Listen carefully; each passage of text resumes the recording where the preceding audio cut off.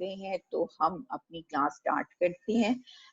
आज का हमारा जो टॉपिक है बेटा, जो मैं अभी आपके साथ डिस्कस करूंगी, उसके बाद मैं आपके पास जो टाइम होगा आपकी क्वेरीज को आंसर करूंगी, इसलिए आप प्लीज दरमियान में माइक्स ऑफ रखिएगा। So today's topic is General Muhammad Ziaul Haq. We all know that General Muhammad Ziaul Haq got power in 1977 after a military coup. Although he promised with the Pakistanis that within 90 days he will hold elections and transfer the power to the political leaders. But he did not fulfill his promise, and his coup basically began 11 years period of military rule in Pakistan. The first important event of General Zia's time period is execution of Bhutto.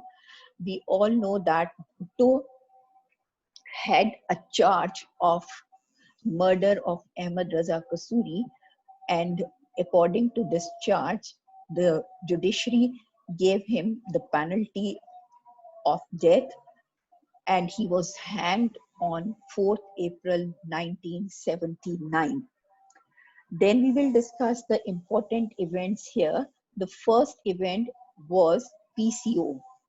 PCO basically it was a provincial constitutional order, because after the death of Bhutto, General Zia wanted to run the administrative affairs of the government. So he issued PCO. PCO basically it's an order.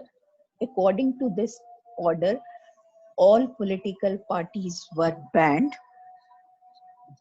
All political parties were banned, and according to the election commission's condition, if the party fulfill the requirement, then they would be eligible to participate in next elections. He also made changes in government structure as well, because in previous days federal council was established, and he renamed this council with Majlis-e-Shura. This was established in 1988. Basically, its task was to assist government in reviewing Islamic judicial system.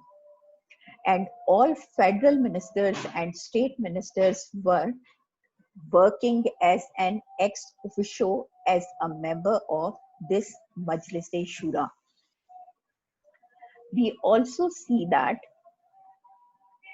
there was local bodies elections, because he started to transfer power to local bodies first.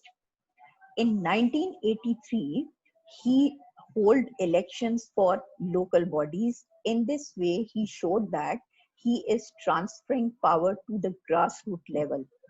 But again, we can see that there was opposition of political parties against General Zia, and they launched a movement which is known as MRD.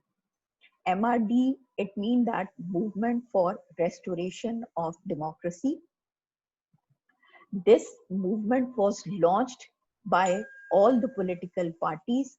Basically, they wanted to force Zia to leave his office, because they were not accepting General Zia, because they feel that he was a dictator. So that is why they wanted to restore political system in Pakistan. To counter the opposition of all these alliances, Zia held a referendum. Referendum is a term which is used as a substitute of election, but in referendum there is no candidate, only a resolution, and people cast their vote to say yes or no. So Zia held referendum to get a legal or legitimate argument from the people of Pakistan. And according to government statistic,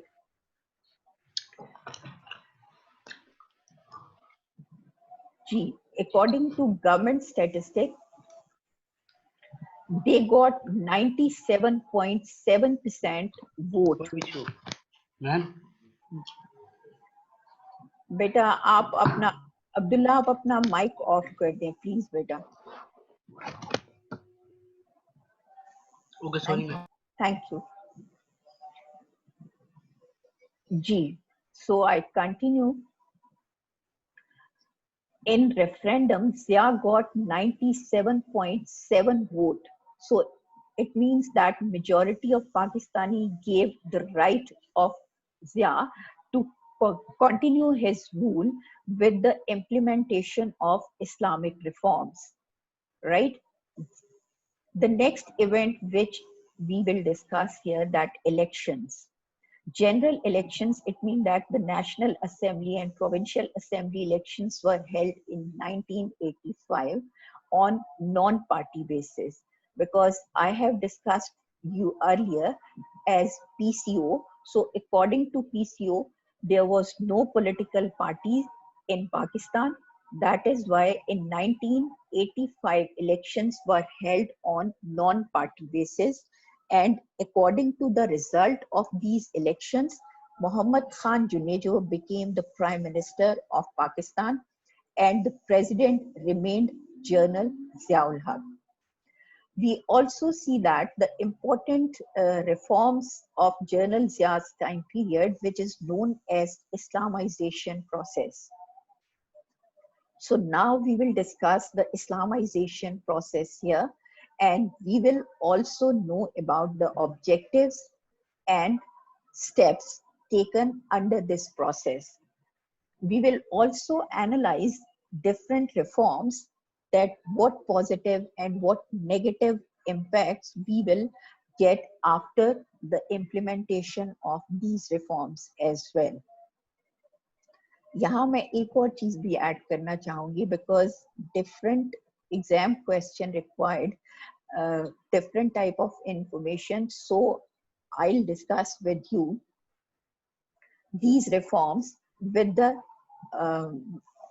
the point of view of different types of questions. So you would be able, after consulting this information, for attempting 7-number question or 4-number question or 14-number question as well. So first of all, we will discuss the objectives here. First, we will discuss the objectives here. Objectives of Islamization process. Yani, what aims had General Zia to introduce this process here? Number one, definitely it's obvious that he wanted to counter the popularity of Bhutto first, because when he got powers, Bhutto was a very popular leader. Now he wanted to expand his rule. That is why he needs to counter the popularity of Bhutto. That is why he introduced Islamization process here. Objectives of this process are, number one, to tackle Bhutto's activities and his opposition. Number two, to counter Bhutto's socialism. Socialism, it means that Bhutto gave a very popular slogan to the Pakistanis, that his government will provide food, cloth and shelter. यानी ये एक बहुत ही popular जो भुट्टो का slogan था, जिसके अंदर उन्होंने कहा कि रोटी, कपड़ा और मकान हम सबको प्रोवाइड करेंगे. This was a very popular slogan and it was adopted from the socialism. So that is why this was a big challenge for General Zia's government as well, to counter this policy as well. Number three, to divert the attention of people from Bhutto's trial, because at the beginning of their rule, he promised the Pakistanis as well as the world that he will not file any trial against Bhutto, but he did not fulfill his promise. Now he wanted to divert the attention of the people as well. And last one is that in neighboring countries like Iran and Afghanistan, there were Islamic revolution at that time. and it was very popular at that time. That is why Pakistan also adopted this policy, and General Zias tried to Islamization process. ठीक है, इसके अंदर different steps ही टुक. सबसे पहले हम जिसकी prominent step है उसकी बात करेंगे, which is number 1 is zakat and ushur ordinance. अब under zakat and ushur ordinance we can see that central zakat committees and federal level committees were established, as well as these committees were set up on regional level. 2.5% tax were deducted from the bank accounts as a zakat, as well as ushur tax. Ushur tax, which was a tax on agricultural produce, were deducted, and this was the first time in Pakistan as well. Now we comes on analysis. Analysis ke under we will get that some positive and some negative impacts. First of all, we can see that Shias protested against this decision. That is why consequently they were exempted from the payment of zakat. It means they were not eligible to cut down zakat from their account. The impact of this legislation was that many people declared themselves as Shias and withdrew their amount from banks after first Ramzan. Number 3, जो important step है, the system of collection of zakat soon become vulnerable to due to corruption. और इसके लिए इस पे allegation ये भी आए कि zakat committees are not distributing zakat in a fair manner.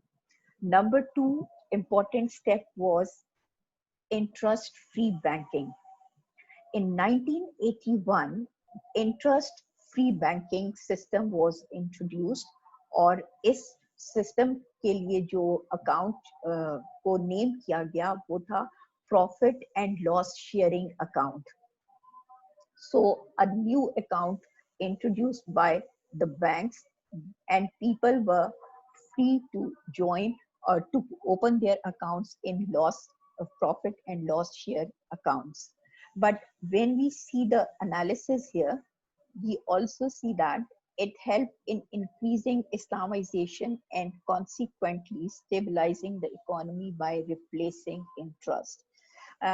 Presently we can see as that interest-free banking, yani riba-free banking, is still continued in Pakistan, and the prominent achievements of one of the bank like Mizan Bank is working very well in this sector. So we can see that this had a far-reaching effect on the economy of Pakistan. Still we can see here that this is still continued. So this is a success. अगर हम देखें इसको तो ये on a wide manner, it comes under success. Next one, yani number 3 is Hudud ordinance. Hudud word, this word is diverged from this word is taken from the Arabic word had, the extreme of limit of punishment. It means that different crimes like theft, adultery, drinking, it comes under Hudud ordinance. So different punishments were prescribed for it. But if we see the analysis that neither crime rate went down, nor adultery or drinking ceased, as well as we can also see that these punishments were basically introduced for threatening the PPP workers or demonstrators. So we can see actually this was a threat for the PPP workers only. So it doesn't come under a success. Number 4 is appointment of Federal Shariat Court. Federal Shariat Court basically established to examine the laws under Sharia, and 5 judges were appointed in Federal Shariat Court, which had powers to veto they can also challenge the clause of any law in any court as well. Next one, number 5, is compulsory teaching of Islamiyat and Pakistan studies. It was also made compulsory that on up to BA level, these two subjects would be included in the syllabus as a compulsory subject. Basically, he wanted to harmonize the educational system with Islam. And it also promoted the Islamic values with the ordinance for sanctity of Ramadan, because he believed that, any journals believed that Islamic customs and rituals should be observed. That is why sanctity of Ramadan ordinance was also issued. And then comes on prayer arrangements. He also ordered to government offices as well as in private offices that arrangements should be made for Zohar prayers during their official proceedings. It also uh, ordered for the educational institutions as well. Number 8, which is the last one, that is the International Islamic University. International Islamic University was also established in Islamabad, and they promoted the teachings of Hadith, Fiqh, and Islamic laws. So it means 8 important steps or clauses we have discussed in the process of Islamizations with their objectives as well as analysis. Now we will talk about another important aspect of his rule, which is constitutional changes. This is very important because he made some very prominent changes in Constitution of Pakistan to get much more power as a president. The most important is 8th Amendment. 8th Amendment in 1973 Constitution gives their powers to dismiss Prime Minister and National Assembly. Although 1973 Constitution was a parliamentary form of constitution, but in this constitution, with the 8th Amendment, it gave the powers, much more powers to the president. And in coming days, we can see that these powers harm a lot. This was a great threat for the political system in Pakistan, and we can also see that during 1985 till 1993, President used these powers and disturbed the political system in Pakistan. You have seen in Benazir and Nawaz Sharif's time period as well that how President used these powers and disturbed the political system in Pakistan as well. इसके साथ साथ he also got more powers for important appointments. यानी इसके accordingly, इस amendment के accordingly, President also reserved the rights of appointing of PM and senior officials as well.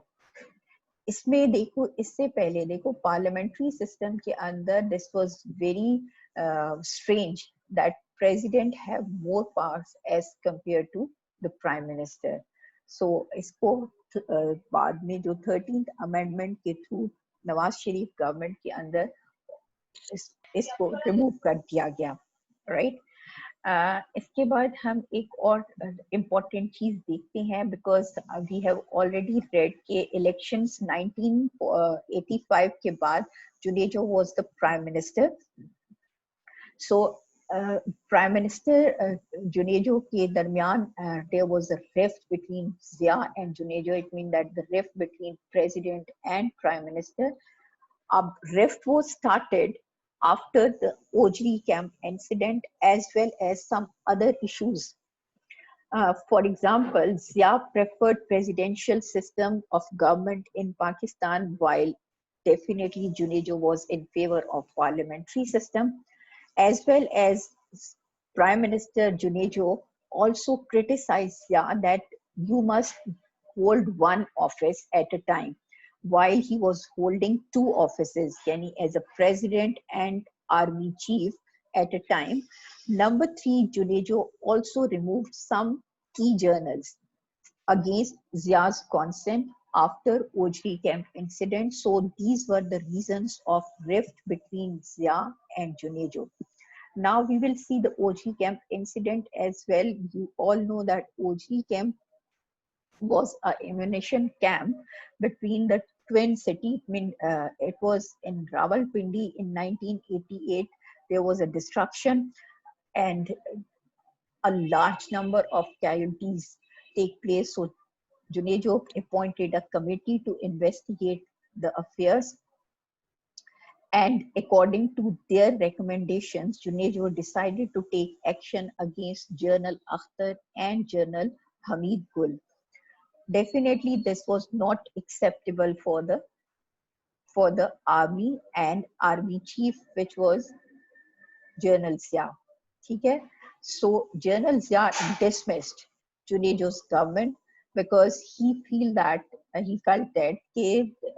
consequently he is getting much more power and much more influence. That is why on 29th May 1988 he dismissed General Zia's government.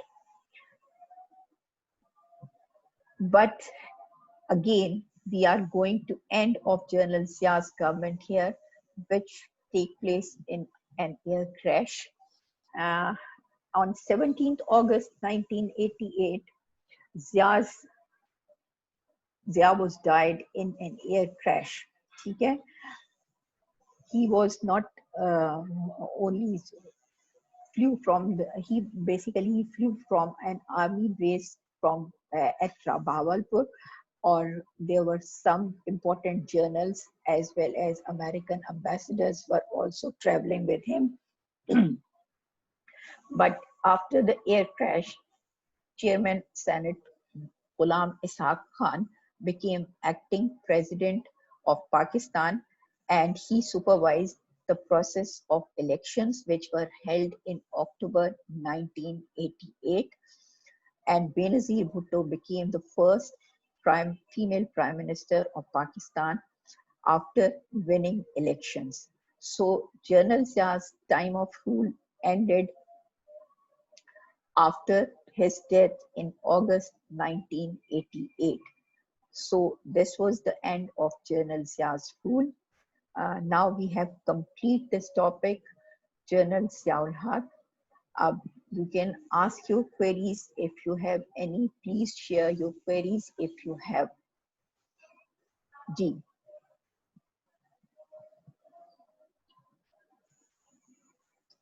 Do you have any query? Ji beta.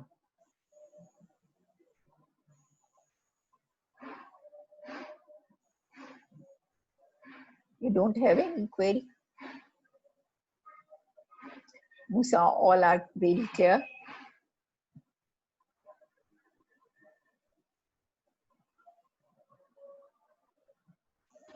Yes, yes. Okay, right. So इसके अंदर एक चीज जो आपके साथ मुझे clear करना था वो है हम we are going to divide General Zia's time period under three important steps or three important subtopics. Number one is General Zia's Islamic process of General Zia's process of Islamization, and number two is elections, yani general elections. Number three is Afghan. Number three is Afghan invasion. Afghan invasion मैंने इसके अंदर internal policies के अंदर discuss आपसे नहीं किया because it also deals with foreign affairs as well. तो मैं ये चाहती हूँ कि मैं उसको एक अलहदा सेपरेटली आपके साथ डिस्कस करूँ, यानी फॉरेन अफेयर्स के हवाले से। वैसे अफगान इन्वेजन के बारे में एक सेपरेट क्वेश्चन आता है और उसमें जो है वो डिटेल जो है वो उसके पॉजिटिव एंड नेगेटिव इम्पैक्ट के हवाले से ही आती है। That is very simple question, उसके अंदर कोई ऐसी चीज नहीं है, लेकिन यहाँ जो रिवीजन करने का मकसद ये था कि जिसके अंदर जो माइन्यूट चीजें हैं वो मैं आपके साथ डिस्कस कर लूँ, इसलिए मैंने इसको आपके साथ कंप्लीटली डिस्कस किया है। नेक्स्ट क्लास के बारे में भी आपको मैं बता दूं, नेक्स्ट क्लास के अंदर जो हम डिस्कस करेंगे वो है आपका first decade of formation of Pakistan government. It means that 1947 to 1958 ये टाइम पीरियड जो है वो मैं आपके साथ नेक्स्ट क्लास के अंदर डिस्कस करूंगी, because there is political instability during the first decade of Pakistan. इसलिए मैं ये चाहती हूँ कि मैं वो आपके साथ कलेक्टिवली जो है वो डिस्कस कर लूँ। आपकी इस सिलसिले में अगर कोई सजेशन या कुछ भी आप बताना चाहें तो प्लीज आप मुझसे शेयर कर सकते हैं कि क्या ये तरीका ठीक रहेगा।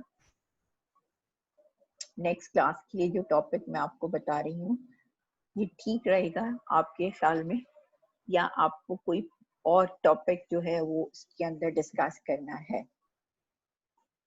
जी नहीं मिस, मेरा ख्याल है तो ठीक है, हाँ क्योंकि हम ऑर्डर में चल रहे हैं हाँ, तो ठीक है। और इसलिए भी मैंने ये इसलिए किया है कि because that is more complicated time period, यानी फर्स्ट डेकेड जो है this is much more complicated because frequent changes in government made creates confusions, तो उसको हम रिमूव कर लेंगे इसके अंदर। इसलिए मैं ये चाहती हूँ कि मैं आपके साथ ये जो है वो उसके वहीं पर आपसे डिस्कस करूं, right?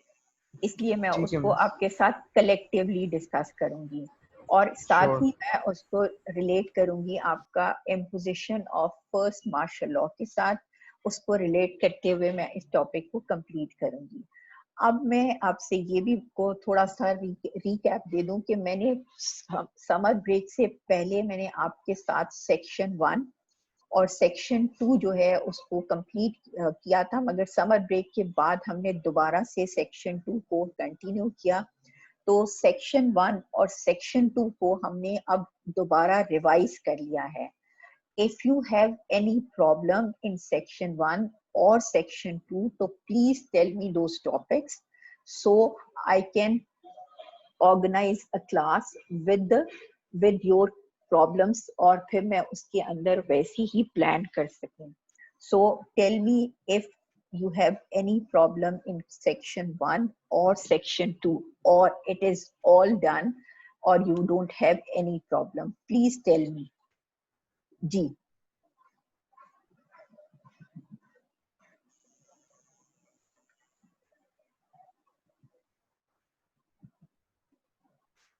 no problem. Miss, for जी now I don't have any problem, but when I'll go over anything I'll talk to you about it.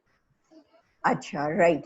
अब ये जो बाकी लोग हैं जिन लोगों जो लोग काम ही नहीं कर रहे उनके बारे में मैं बार बार आपको बता रही हूँ। बिलाल अमीन, कोई काम नहीं है आपका, कोई भी काम नहीं है।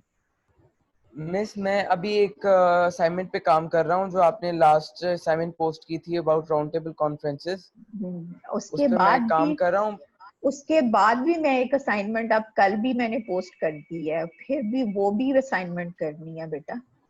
जी मिस, आपने मुझे अब आज ही बताया ना कि आपने कल भी एक पोस्ट की है, वो भी उस पर भी काम करूंगा इंशाल्लाह। अच्छा बेटा, वैसे आप जब गूगल क्लासरूम को विजिट करते हैं तो उसको डेली विजिट करना चाहिए ना, उसमें आपको सबकी जो भी मेरे अलावा जो भी और होमवर्क मिल रहा होता है वो सब आपको इन्फॉर्मेशन, अपडेट इन्फॉर्मेशन मिल रही होती है, ऐसा ही है ना? जी मिस। तो बेटा इसको विजिट करके, ये देखो ये क्लासेस जो हैं ये अभी हमें नहीं पता कि आप हालात कैसी हैं, मगर ये हम एक स्कूल की तरह यहाँ पर आपके साथ काम कर रहे हैं ना। हर टीचर जो आपका स्केड्यूल बना हुआ है उसके अकॉर्डिंगली आपके साथ काम कर रहा है।